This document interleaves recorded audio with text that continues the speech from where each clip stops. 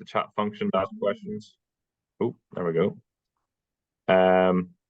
Put your hand up, put stuff in the chat if you want to ask questions. If you want to send me a private message that you think might, I believe there's no such thing as a silly question, but if you think there might be, feel free to do it like that. And we will also chase up following this meeting some feedback and answers for anything that we're not sure on or we want to find out more about. So hopefully you also enjoy it.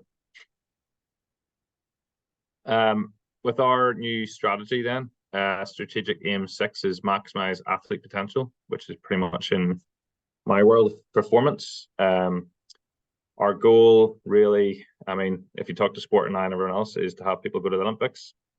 That's fine. It is an Olympic sport, therefore that's the pinnacle in terms of what we can achieve from a governing body point of view. But we also have to think how that reports back down to club level and inspiring everyone else, and actually that there's more to sailing performance than purely how many 1 or 2 people go to the Olympics every 4 years.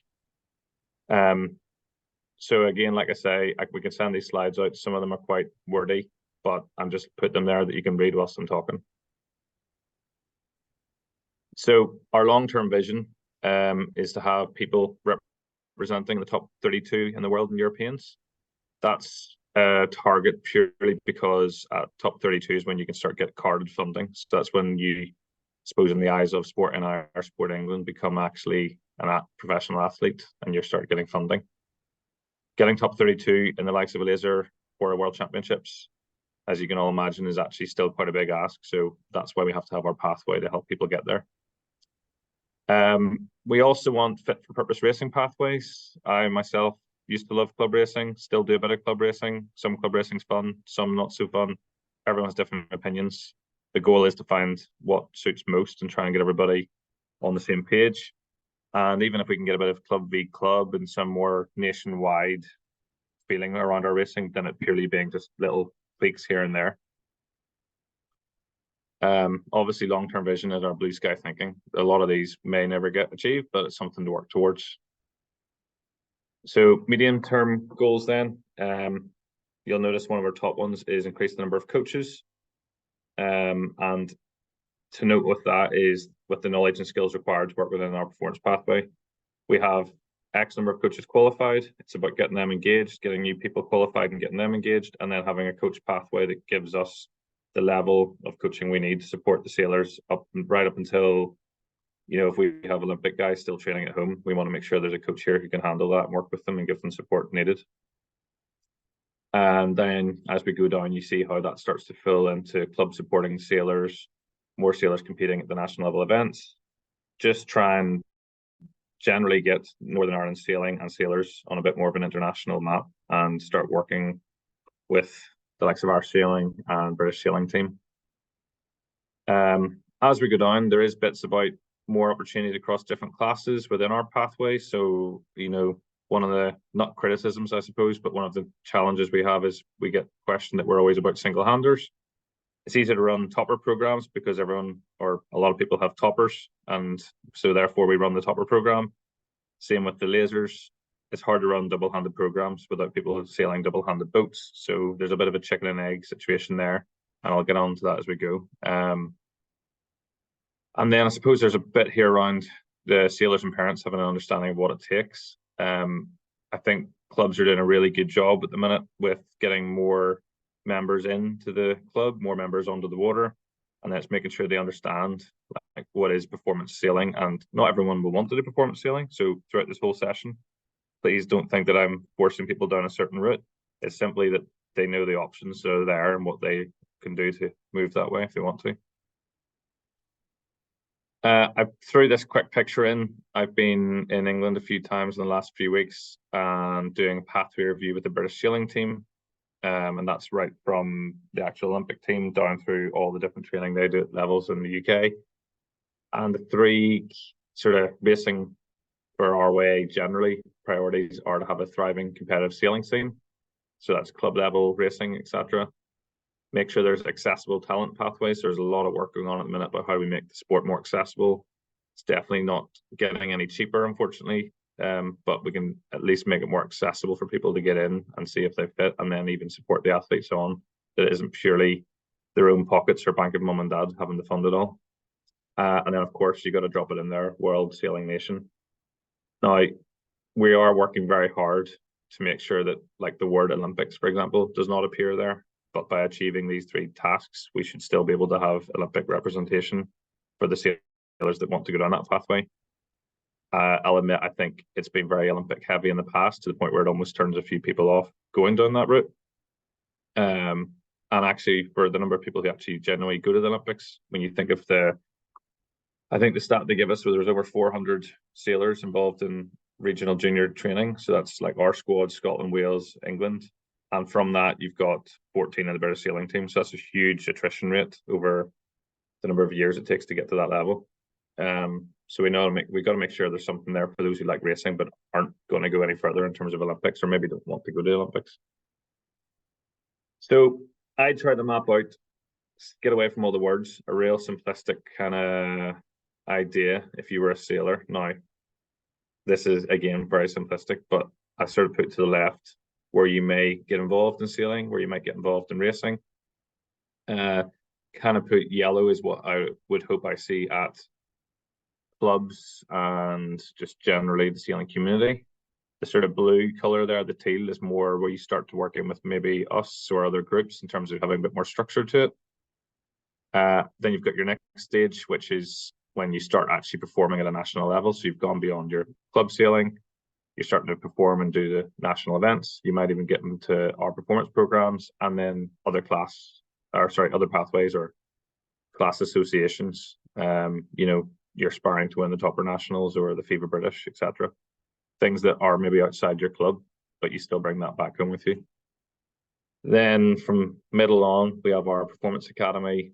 You can become a transition athlete, and then fundamentally your end goals are to get onto British and Irish squads, or I put independent athlete because some people in the past have not been on a squad. We have Oisin, for example, sailed the Finn. He wasn't going to make it onto the GBR Finn squad because he's got the Ben Ainsleys and Giles Scotts in his way. And because there wasn't a lot of Finns in Ireland, there was no Irish program for it. So he would be one of our independent athletes we worked with. And then below that, again, you can go into professional sailing, careers in the sport, coaching. And I think more so than ever, sailing has a huge opportunity for a lifelong love of the sport, but also actually having a career in the sport. There is countless forms of jobs in the marine industry, whether that's private boats, sponsored boats, whether it's racing at all. You can be involved in sail making, coaching, etc. And then I've threw a few kind of little buzzwords there around team racing and keel boats and coaching. And I guess it's the pathway is something to focus someone, but actually you can, drip on in and out of different things to have a go at as you go. Similar enough looking diagram, but I've kind of tried to show this one how it might. My goal is to get more people committed to the sport. You could say that Lisa's goal is to get more people trying out the sport, and then I guess between Mary and Kate, they're trying to get them engaged in the sport. So again, you can see the pathway there, and it brings you back to sport for life. And hopefully, if you feel like you've been supported by us in your club, you feel like you want to give back, and the circle continues. And I think our big challenge at the minute is making sure that the top level guys are actually coming back to race in their clubs, to coach in their clubs, and just volunteer and support their clubs. Our current performance program, we've got a junior program for toppers and FIVAs. Now, as I said, we touched on double-handed. We have a topper program. We want to have a FIVA program. There is some FIVAs starting to exist and get together, which is great. I think we this year supported maybe 14 individual different boats at some point to work with. I know there's about 10 or 12 at Ballyholme actively training on a Saturday. So with that, I've given a coach to that club just to once a month to try and help their club coaches, but also bring on the top few boats. We haven't this year ran an actual RS FIVA junior program because I didn't want to pull half a dozen boats from one place and leave half a dozen in another and split it in half. So I think we're going to support just the general group, but the goal is by next year that we actually have a standalone RYA FIVA squad. That hopefully then feeds into our youth, which we have Ilka and 29er. Now, Ilka, I don't think it's ever had a problem getting people into lasers. You go to Ballycombe on a Sunday and you're guaranteed to get good racing with at least 20 boats if you're in a laser. So the laser scene is healthy nationally, even if it's maybe could be better at individual clubs. Our Ilka program ourselves, myself and James Farrell have been coaching that, and it is quite the spread from grassroots level sailing up to where you need to get in terms of being a transition or a senior athlete is getting bigger, or it's a steeper learning curve. So our laser squad is probably the trickiest squad at the minute, with the new junior guys coming in, needing extra support to learn a new boat, learning new craft. And then some of the guys who are in their year 3 or 4 getting the weekends training, but they've been there and done that. And engaging both sides is tricky, and that's where it's part of the coach development is important, because as a coach, it's pretty tricky to make sure you're keeping everyone engaged or not going over people's heads. I've also got 29er, so these are kind of the recognized classes. There are other recognized classes, but Ilka is our single-hander, 29er would be our double-hander. You could also do a 420, but in Ireland in general, the 29er seems to be the boat of choice, or the boat with at least enough of a fleet. And the FIVA we talked about, I feel like maybe growing into our 29er squad for the future. Trying to get guys to transition now from their lasers to 29ers it's not so much challenging, but obviously double-handers requires a lot more parents to talk to each other.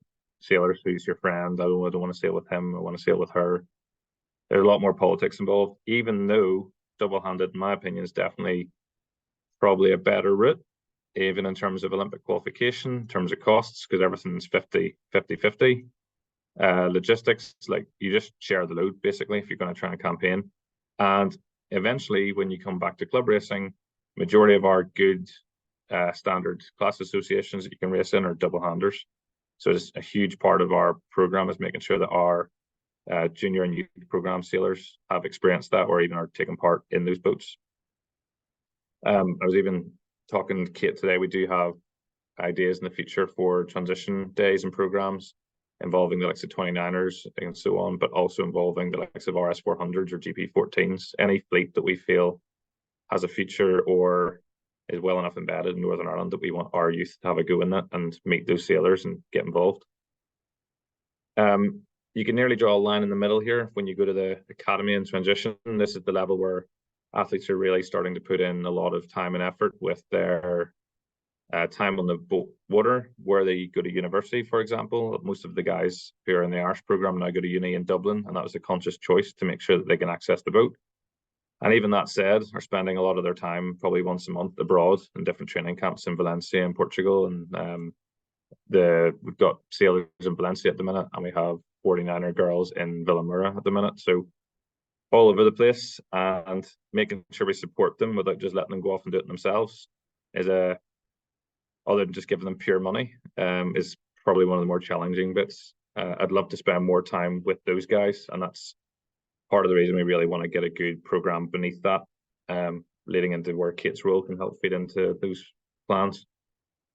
And then once you hit sort of 21 or 23, I wouldn't say you're on your own, but you're now going into senior campaign.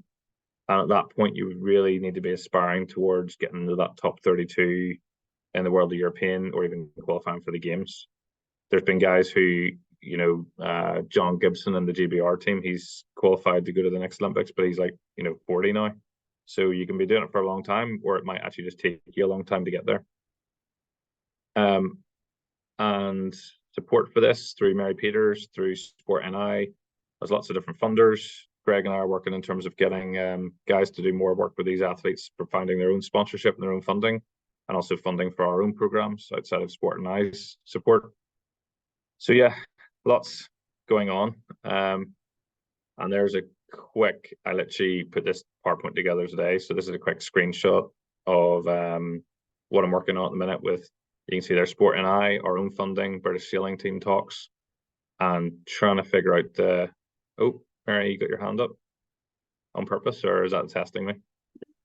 Purpose, on purpose. I just thought your last slide and this one as well was really good, but I thought there's bound to be questions about this bit from toppers right through to Olympic qualification. And I just thought it'd be a good place to stop and see if anybody had any questions. Maybe it's just me. I'll ask you tomorrow. No, I think you're right. I'm conscious I'm kind of machine gun firing our program and pathways at you to set the tone and then hopefully get in a bit of a discussion. But if there's anything people want to have a chat about so far, that'd be great. Or feel free to put it into the chat if you don't want to come off mute. I'm surprised there's no questions. Hi, Sheila. Just one. Hi. Not so much well, it's partly a question or a commentary.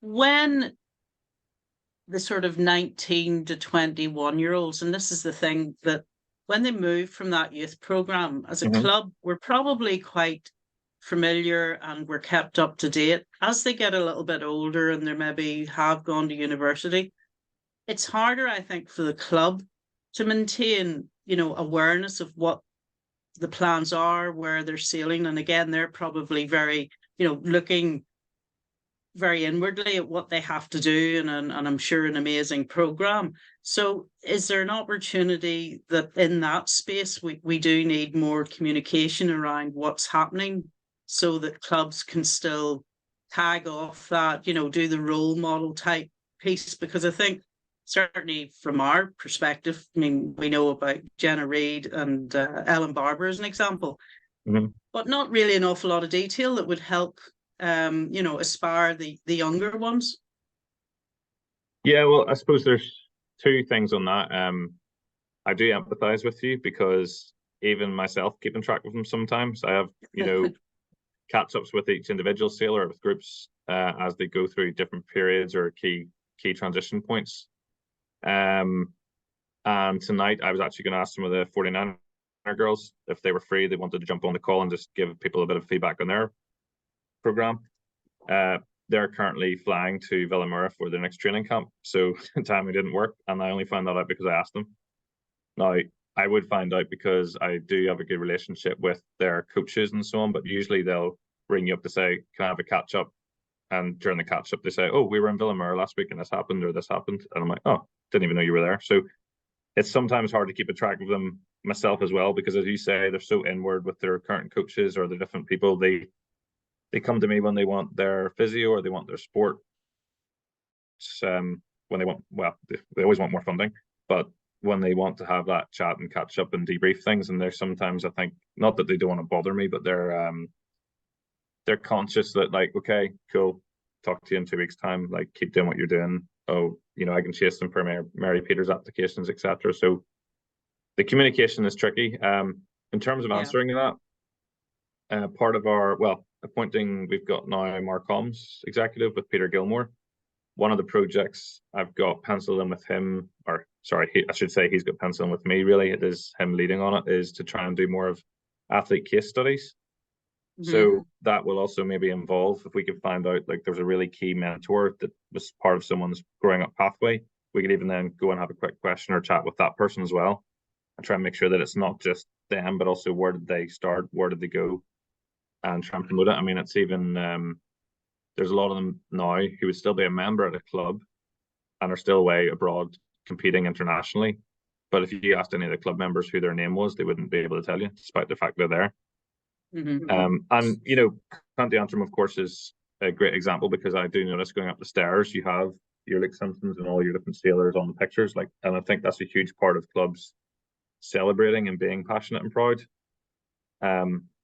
And I agree, it's something we can try and do more work towards in terms of making sure we keep track of what our athletes are doing. Because I mean, the ones I'm friends personally with, I give a good idea of what they're up to. There's some that I know, but they wouldn't necessarily keep in touch. And to be honest, even outside of our actual programs, there's a lot of Northern Ireland sailors doing good stuff internationally that I wouldn't know anything about because they didn't come through our program, or maybe they came through our program and dropped out halfway through Laser Squad, and then subsequently have gone on to do something in super yachts or keel boats that I wouldn't know about until, and when they tell me, it's amazing, but it's first I've heard.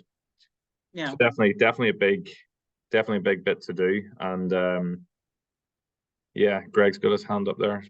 maybe got something to comment. Not anything to add to that. I think you've probably covered it. I think it's a really important part of what we're trying to do is to raise that profile of our sailors. So I think it's a really good point. We need to make sure we'll work out ways to be able to share that with clubs as well. I'll let Jack go first. I can hold mine back. Go on, Jack. Hello. Sorry, I joined late, Hammy. I only joined literally about 2 minutes ago, so I may have missed this, but I'm more interested in hearing about what we need to do on the other side in terms of pre-junior program and pre sort of RYA squad topper level and what clubs need to do, because I think obviously my club in particular, where and other clubs in Strangford Lough are at the other side in terms of we're trying to start this up again and try to be feeders into that sort of topper squad. So I'm just wanting to and we've talked about it before, but it would just be good to sort of get your insight on that. Yeah, and actually, I've noted that down because we'll definitely talk about it, but I'll let us get past the bit where Kate comes in, because some of that might get involved and actually lead the discussion a bit more. Okay. I do feel like there's an element of us creating something for clubs to strive towards, because I think, to talk about it now, clubs sometimes find, right, well, we do the start sailing courses. That's great. That's almost bums on seats and membership, and then they're involved. And then what do we do with them now? Right, we'll do some start racing, and now what do we do with them? And at some point, in fairness to clubs, they should go and race at, their class championships, the topper events, whatever. They should go and race in regattas around the loch and still come back and do club racing. And it's making sure that clubs appreciate and know what sort of racing they want. So it's maybe a little bit of a two-way street, but no, we'll definitely, let's come back to that, because I think there's a good discussion point around that. Sorry, my question then was, in the women and girls research we did, there was a lot of questions around they felt people when they finished toppers, and I think this would be the same for boys and girls, weren't necessarily of the right weight to transition straight away. And what's the advice for clubs for sailors when that happens, and they don't feel ready to go into the ILCA, but have in effect kind of aged out of toppers as such from a pathway point of view? Yeah, I mean, it's definitely one of the issues. And I suppose some of the ways of fixing it would be people coming out of topper who maybe aren't big enough, especially with the women and girls reach toward the laser straight away. Obviously, there's the ILCA 4, but you are risking going into a position where there might not be the same standard throughout the country compared to if you went straight to the radial, like the ILCA 6.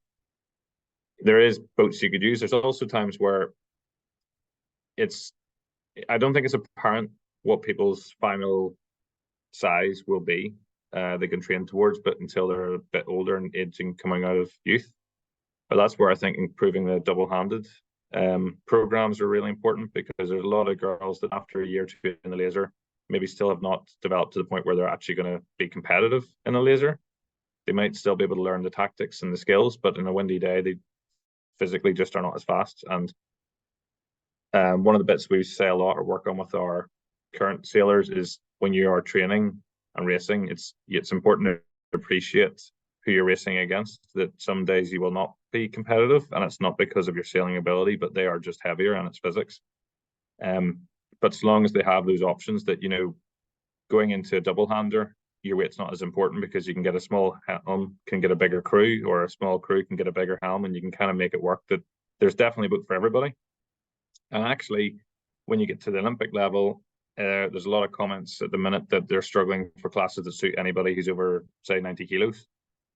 Even in the double handers, 249er guys, you're still looking at around mid-80s max, and any more than that, you're getting too heavy. So there's a lot of people think there's discrimination against the larger people when it comes to Olympic sailing. So it is definitely tricky. But in terms of things clubs can do when we do training in our squads, for example, if we were to run a standard start, the heavier guys, more experienced guys will just blast off and disappear, and the young ones never have a chance.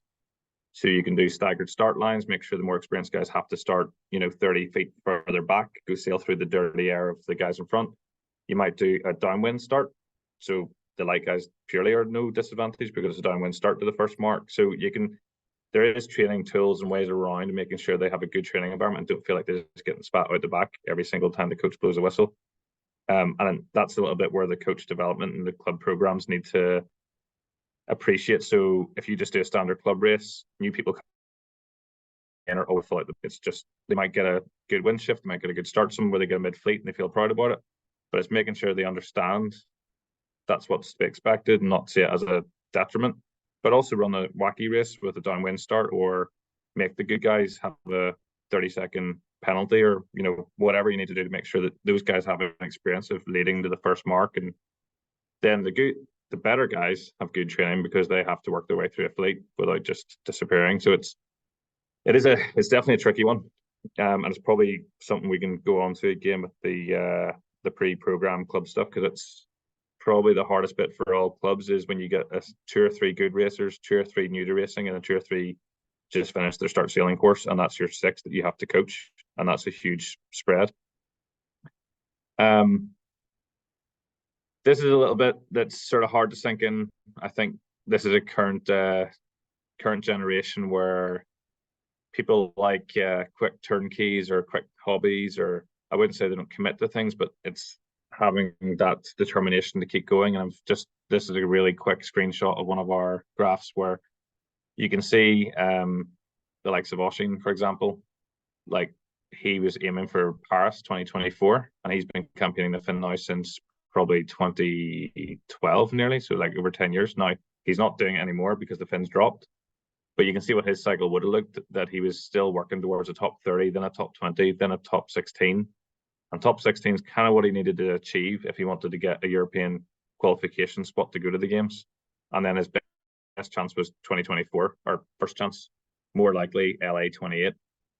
If you roll down into like Liam Glen, it was an outside chance at Paris, more likely Los Angeles, and then more likely probably Brisbane. But between now and 2032, sounds like a long time for people to wait for their go. If you go down to the very bottom there, are in yellow, that's like 3 of the athletes in our current performance program. You're saying that by Brisbane, they're trying to get top 100 in the world, and they're still under 21. So they're not even getting to the Olympics at that point. And that's, 10 years away. So sailing is one of those sports that requires a long, you can fast track it in some ways, but generally it's a long transition process to get to the level required. And I think that's where when people hit 19, they think, oh, am I going to make the Olympics? Yes or no? And by that point, it's hard to know. If you're coming at the back of the laser squad or fleet, probably not. But there's been a lot of guys mid-fleet, and one of the guys who won the gold medal for the laser from Australia, Matthew Warren, when he first went into youth and went into lasers, he was coming like 150th in the youth worlds when he was like 16, but somehow still now is the gold medalist. So it's depends how you transition and how well you can keep pushing. And Olympics isn't for everyone, as we've said, so you have to push towards a focus and towards a goal. But at some point, if you want to drop out into different classes or different types of racing or even different careers in the sport, Oshin, now when you talk to him, says the Finn being dropped was actually a blessing in disguise, because he then had to find, well, what am I going to do for the rest of the year? And started sailing with some keelboat guys, started sailing with the guys who built the Finn, and all of a sudden he's now full-time sailing. And I think, was it yesterday, he was on the team that won the RC44 champion, or the second in the championship for the season, but first in that event. And he is, as far as I know, still a member at Donaghadee, but I challenge anyone at Donaghadee to tell you who he was, maybe. So there's a little bit of, again, like Sheila says, making sure that those things are reported back in.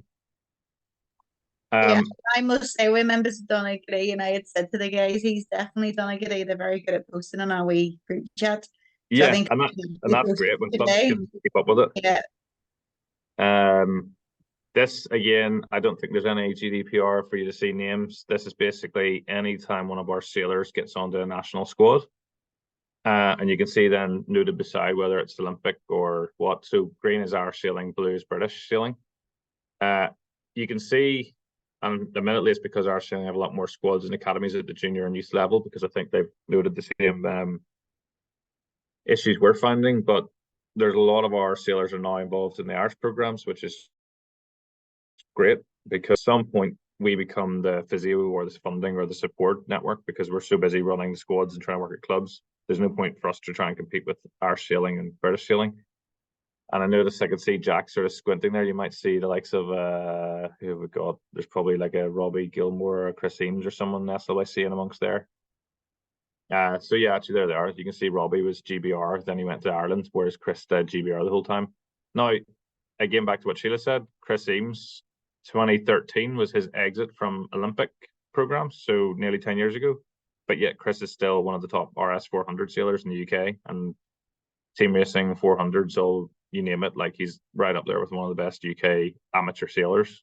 But he's not back home, he's not coaching, we don't see him. Doesn't mean he's not achieving great things, but it's how do we then make sure that, you know, the club involves him or gets him into some coaching or does a talk when he is home? Is he home for Christmas? Could he come and talk to the youth about what he did at the start? It's definitely, we've got to know, it is one of our biggest challenges. How do we keep the good guys and good coaches to come back to the NI? Because of course they kind of outgrow us and outgrow our clubs, and they start racing abroad, and that's where the money is, or that's where the coaching opportunities are, or that's where the standard is. But that doesn't mean they don't come back and do some club racing. I mean, I still love coming home and doing the odd club race, but maybe I didn't take it seriously, but I still did it for fun. And there's a bit of, maybe, again, I think this is a common theme we're getting into now, but you know, what does club racing look like, or how does it need to change, if at all, for enticing these guys to come back or getting the new youth today what they want to do?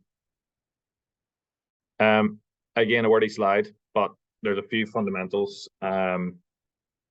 This is from Irish and British sailing team.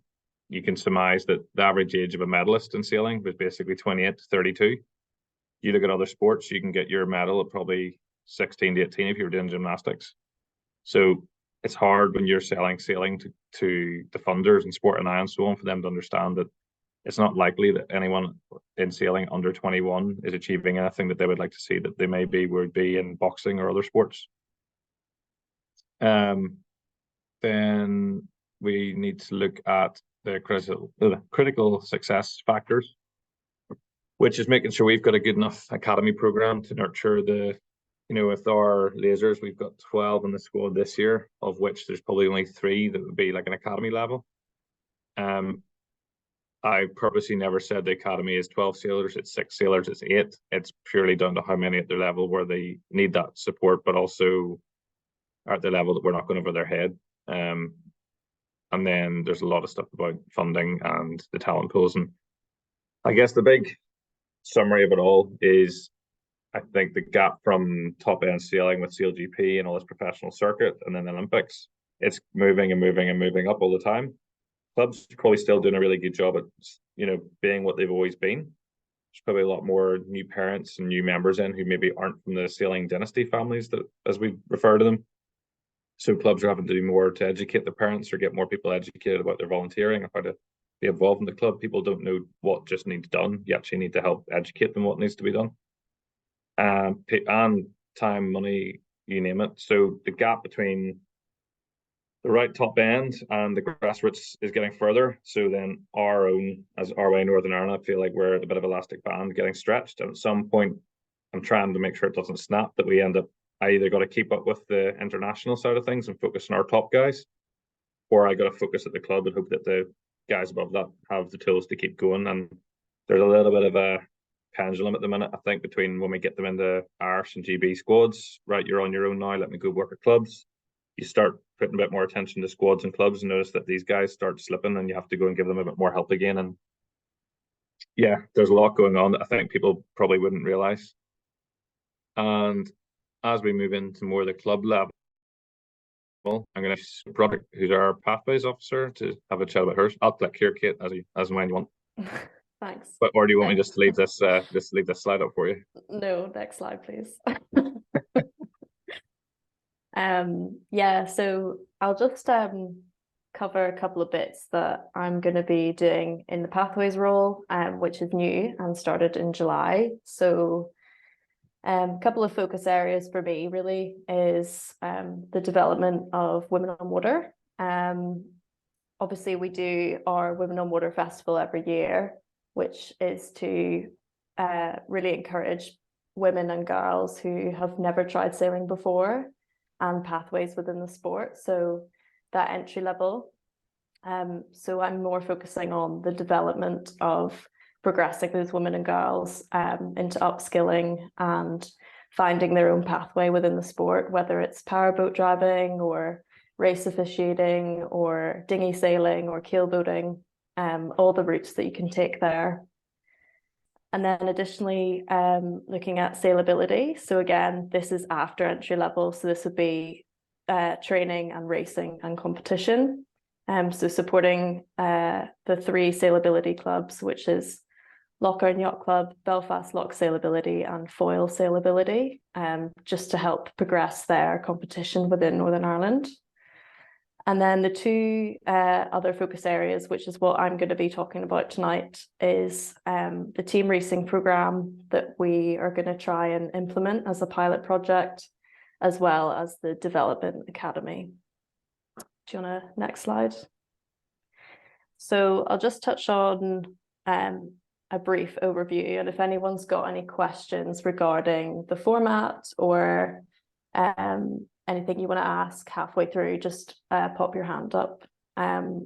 So the Development Academy is basically bridging that gap that Hami was talking about in terms of supporting the next level after entry into the sport. So we're really focusing this on junior classes, so toppers and vivas really. And we are having this for start racing and racing. The aim would be to run this as 4 blocks throughout the year after the summer season, so from August through to May, and 6 weeks per block. So for example, 6 Saturdays at, for example, Carrickfergus Sailing Club, or 6 Saturdays at SLYC. So the Development Academy is done through application as well. So we will be inviting clubs to apply to host a Development Academy with us. And within the 6 weeks within per block, we hope to encourage a lot more training specific for racing towards that age group, and also to sort of showcase to clubs what maybe a successful format would look like, so that after the 6 weeks, clubs can take that and make their own program to develop those sailors.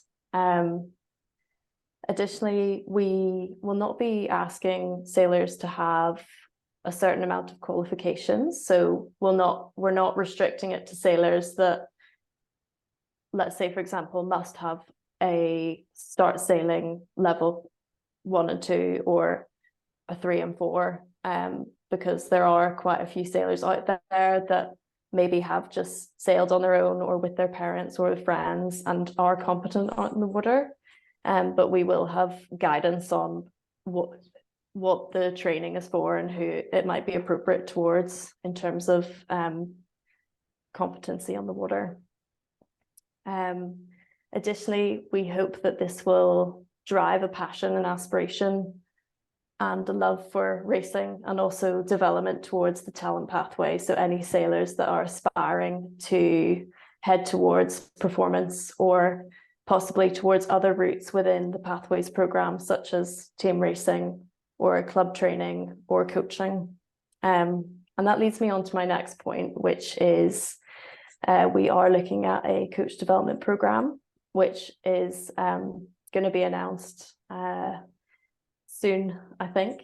But Mary is heading that up, and within the Development Academy, we will be supporting coaches with mentoring. Obviously, coaches have to apply within our coaching pool to get that mentoring, but that is something to look out for.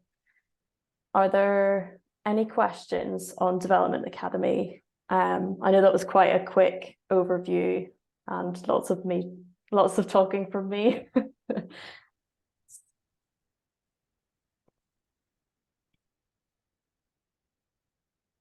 Any hands? No. You must have done well, Kate. There's no hand. Oh no, there is a hand. Yeah, go for it, Keith. Yeah, look, I think just to support, really, I think this is a really big step forward for somebody that has never sailed himself as a parent. I think this is a great opportunity for a lot of kids, particularly in the Strangford patch where, you know, there's some very capable sailors, and actually this gives them a real benchmark, I suppose, Yeah. as to what they aspire to. But also I think the coaches would really benefit from this as well. So I think it is quite exciting actually to see this. Yeah.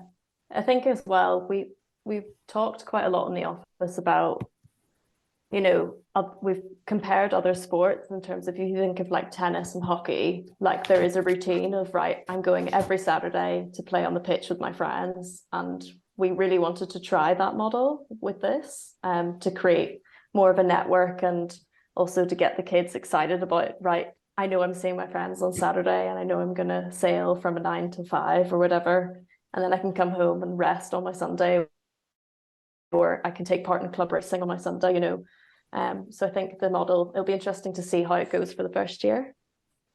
So for timescales for development academy, it will either be a 9 to 5 or 10 o'clock till 4 o'clock. And Skippy has his hand up there, Kate. Yeah, go for it. Hi, Kate. I'm going to do a big picture for sailability. I'm BLS sailability and I'm principal for the RTC there. This is just a picture out to all the parents and or clubs. If you have anybody with minor disabilities or minor, and I'm referring to very minor, don't be afraid to, if they want to come racing when we do our inter-clubs and inter-province racing in out of the sailability, come and talk to us. More than happy to bring them into the fold. Just we only want to borrow them, but if they want to come racing with us when we're doing the inter-provincials or inter-club racing, more than happy for the guys to jump into whatever sailability centres close to them. And it's that it means that guys who might be at the middle or back of fleets or whatever can come and be at the front of fleets in some of the BLS stuff. I know it's sort of an outrageous pitch and probably politically incorrect, and great. RYA can beat me up for all of that, but it's a fact of life. Yeah, no, that sounds great. And also, I'll just add to that, because I think it ties in with sailability stuff as well. We have teamed up with Disability Sport NI to also host a autism and coaching workshop, which should be scheduled for March as well. So any coaches that you do have involved in your clubs that would be keen to dive into that would be really good as well. Additionally, I'm not sure if I mentioned it, but in terms of the academy, will start straight after the summer. It does say August to May there, but we've done that on purpose so that we don't try and clash with club programs and also events as well, to support those sailors so that they can participate in that. Perfect. Any other questions on this at the minute? I think it's not so much a question, but I know we talk all the time, Kate, about I do have a vision that if we had more clubs running things like this, you'd find it easier that the coaches are all kind of communicating, and some clubs start helping out other clubs, and you create little Belfast lock groups and Strangford lock groups. And as a sailor, I think, you know, if you had an aspiration to get onto your club academy, and then you want to get into your regional squad or academy, and then you go and race for them at the events around the place, and then you try and get into the Northern Ireland team. Yeah, it creates a bit more of a, this is what to do. Whereas I think at the minute, bar doing like the youth champs and coming to selection weekends, which is kind of a shot in the dark to get onto a squad, you don't really know what's expected or how you fare to your peers, and you've got no real network around. And you know, I think that's sort of might help towards the club racing, as we're good to chat to, is you could have academy only racing and then have, you know, total club racing as a separate thing and bring them together at the end. Or, you know, some sailors will feel better racing with their equal performance, and that's the good guys racing with the good guys, and actually the lower guys get to race in a little sort of crash, and then you have a go. And you know, every club's going to be different, but it's at least there's something as a sailor, you know, where you fit in and what your goals are and what time you're going to be at the water. Yeah, 100%. I think that format will be really helpful. And as well, like you said, you're sailing with the same experience of people rather than sailing in a massive group where, if you're a sailor that's struggling, it can be quite challenging when you're up against, the top guys. There's a question there, Kate, on how do sailors apply for the academy? Yeah, so this isn't an application process if you're a sailor. So this is basically the new format of open pathway training. So if you've ever signed up to do a weekend of topper training or a weekend of FIFA training, you would sign up for the 6-week block to participate rather than signing up for a weekend. Does that make sense? Sheila, yeah? Yeah, just so pre-pandemic, we moved from being champion clubs to pathway clubs where we were still doing the likes of start racing right up, well, in our club anyway, right up into the sort of intermediate advanced level. So is this replacing that? Will pathway clubs still exist?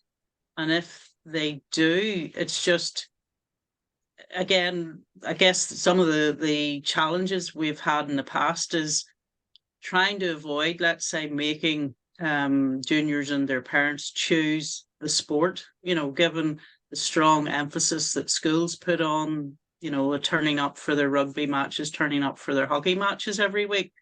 So it's just, I guess that's probably why we tended to try and focus on early spring, coming into May, when I guess there are fewer matches, let's say, that make it more feasible. But I guess my main question is, will pathway clubs still exist? Because it sort of feels like it petered out.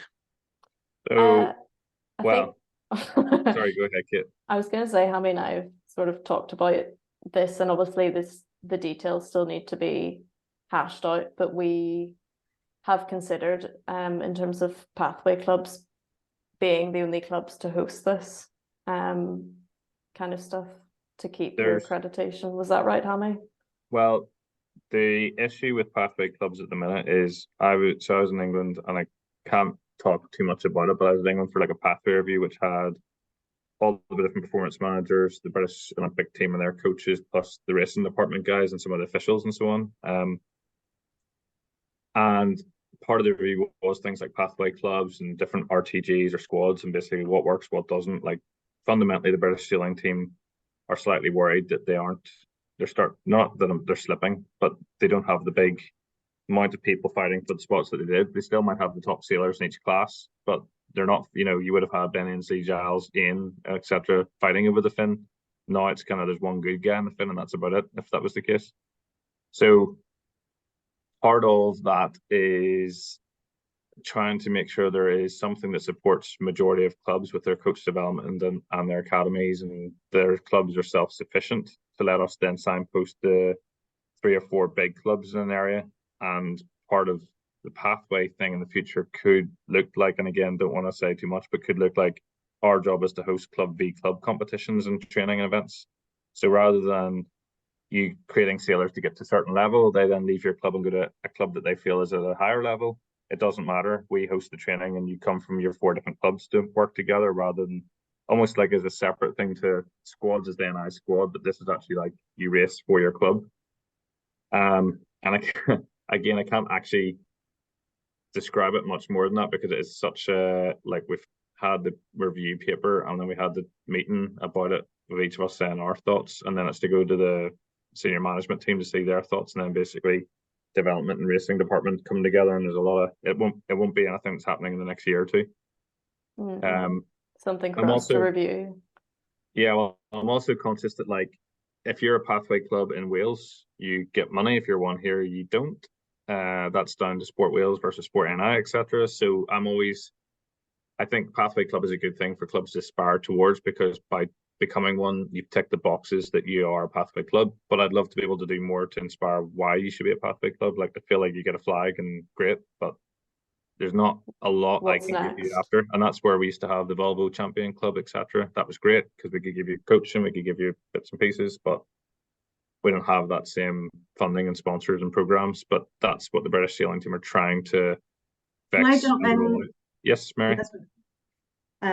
It's just to say, I feel like it's worth saying that the model set out by Pathway Club was Champion Club before that. It still works. There's still a lot of the resources and things on the website and through us about how to run programs, how to set up your training programs, and the kind of requirements that you needed to be a Pathway Club are still good things to have if you want to grow junior racing at your club. We haven't been supporting it the way we used to, partly because of the funding and partly because it's a national program, not a Northern Ireland program. We're not driven with the same funding requirements and things, but I still think there's a lot of good there that clubs can use in the meantime while you're waiting for this pathway review to come in.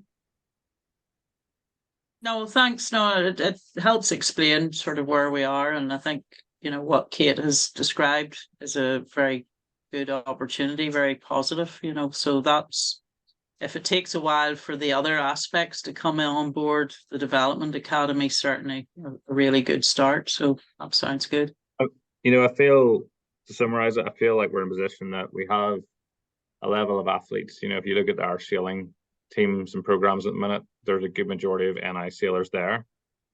There is a bit of a gap here and there throughout the pathway, and I think it's the one chance that let's work at club level and development and get that talent pool grassroots level to a standard that makes our job easier. And that's not just the sailors, that's also like the club coaches and so on.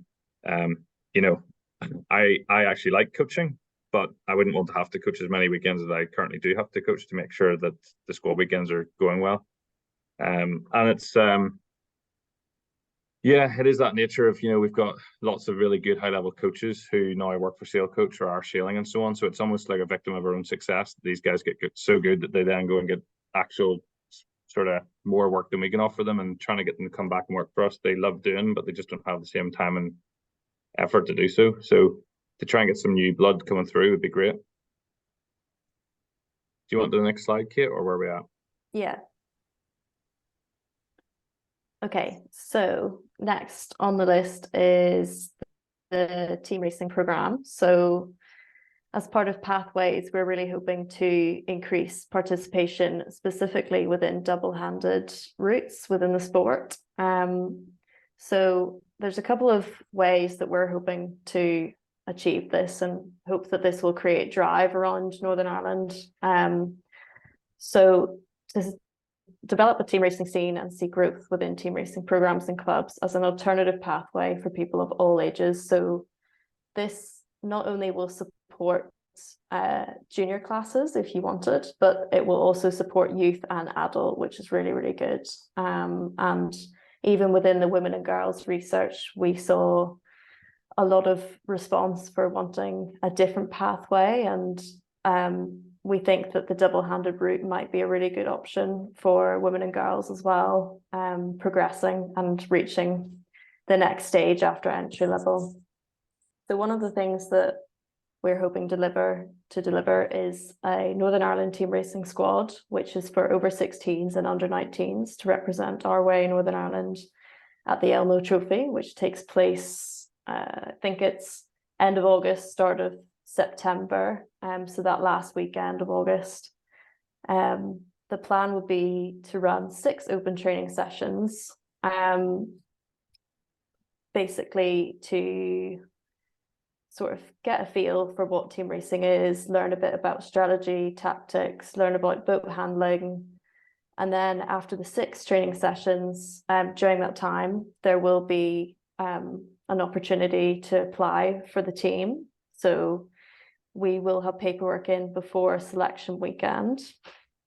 Then we have our selection weekend, which our coach will assess. And also for selections, it will go to the performance committee and be reviewed by our lead coach as well, to select a team of 6. There may be possibility for an additional 2 in terms of reserves, but it will probably be just a team of 6, but it's to be reviewed. And then after the teams be selected, there will be 6 camps, which are 6 weekends, all the way up until the event, which, as I said, takes place at the end of August. So that'll be the first deliverance. And then afterwards, we hope to work with clubs after, or even before, if there is a high uptake, work with clubs in terms of developing what they can do for a team racing pathway, with the potential to have a team racing series across Northern Ireland or even a national cup. But obviously details of this are still to be confirmed. And the purpose of this is to obviously upskill within the double-handed pathway. It's an alternative route for racing, and it's also the NI squad would be an alternative route for those that maybe don't want to go down the route of laser or want to try something different for a year. You know, it's another opportunity for them. Also, there's a lot of discussion about retainment in the sport, and this is really important in terms of our targets and also Sport NI. Obviously, people train up to youth, and then usually what happens is they go away to university, or they maybe take a different career choice, and then they don't come back to the sport till they're maybe in their 30s or 40s. So with this pathway, we're also hoping to see maybe a higher engagement or uptake in terms of university team racing or even match racing. So we're still keeping people longer in the sport and sharing that love for the sport and drive to participate and upskill as well. The great thing about this is that sailors don't need to own their own boat, which is fantastic, unless obviously you already own a FIFA, then that's good too. But you don't need to have your own boat to participate in this, which is a really good system. As Hami said earlier, we're talking about ways to be more accessible. And obviously the sport, unfortunately, right now isn't going, you know, down in cost, but this is just one thing that makes our sport more accessible to those that maybe can't afford to buy a boat just yet, or maybe not sure about the investment. So it is really good in that way. And also the double-handed pathway really helps our coaches and instructors in terms of development and skills, as it is a massive requirement in terms of what we look for instructor, you know, dinghy instructor courses, and being able to have those skills is really important for wanting to progress into the coaching pathway as well. So yeah, that's pretty much team racing at the moment. If there's any questions, please fire away.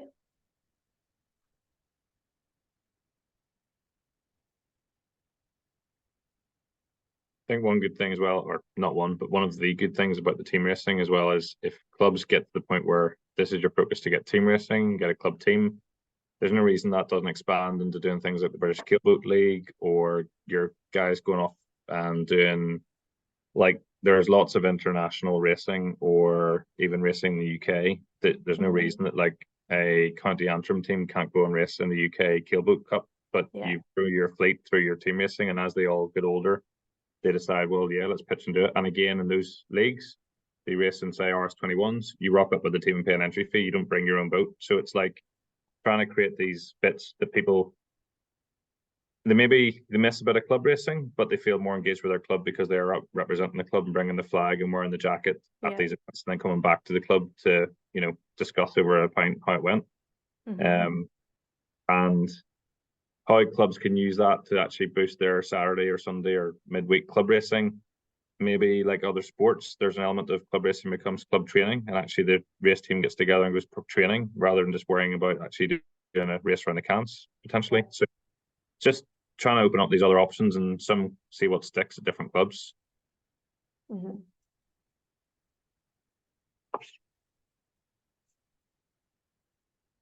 And you're pleased to know, nearly right on the hour, we're done, but more than happy to take any questions, chair any discussions. take any criticisms that I need to fight. Don't mind. This is your chance. Be nice. Please.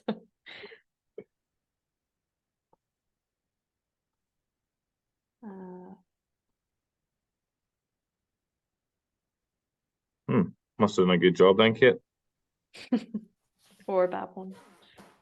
I think it'd be really good to get the team racing to Verticommerce expand everybody's ideas, because I know team racing is lots of people have lots of fun of it, particularly uni students, and they come back and go, "Why are we not doing it here?" Yeah. So yeah, it should help encourage the, should we say, some of the slightly older sailors as they're going to and from uni. It's I think the beauty is we were conscious about this trying to start. It requires a lot of either us time and money, and if you pick a club and I could tell you what boats they could do it in within reason. A lot of clubs have a few BAs, some clubs have FIVAs. You can, if you knew how team racing worked and there was a few sessions and we could do some open sessions about the rules of it and how you set out the course, etc. You can race it, right in off the pontoons and up close, and it doesn't have to be out round the lock. And the Hayes club boats, you can run it for all ages and stuff. So like our pilot, as Kate said, is obviously a certain age range and certain targets, but you can take that up to any groups you want. Get your just thinking, Jack, get your Glen sailors and guys who put their boats, people who stop sailing over the winter because their own boats are on the hard, fine. Well, come back down and do the team racing during the winter in the club boats instead.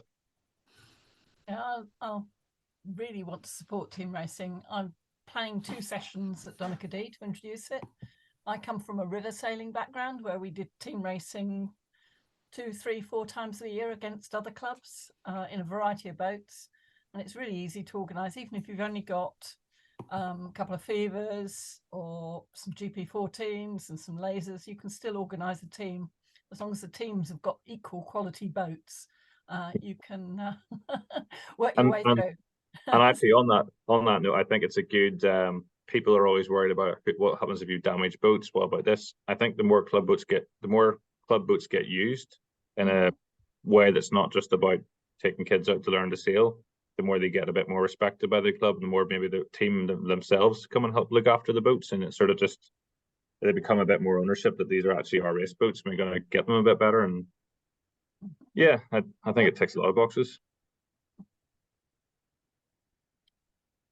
Thanks, Max. I've just put in the chat there about the Development Academy question. So we will probably launch this in summertime once we have all the venues booked and everything, and all the applications in for clubs that want to host as well. So it'll be launched just before we start the program, and details on that will be on social media and also sent out to the clubs as well.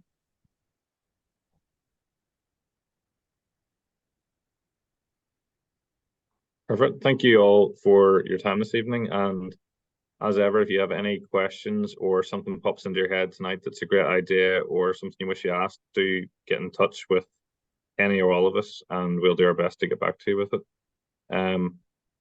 I'm not sure how I end recording to make sure I don't accidentally delete all of this. Does someone else want to do that? Greg? I'm used to Teams.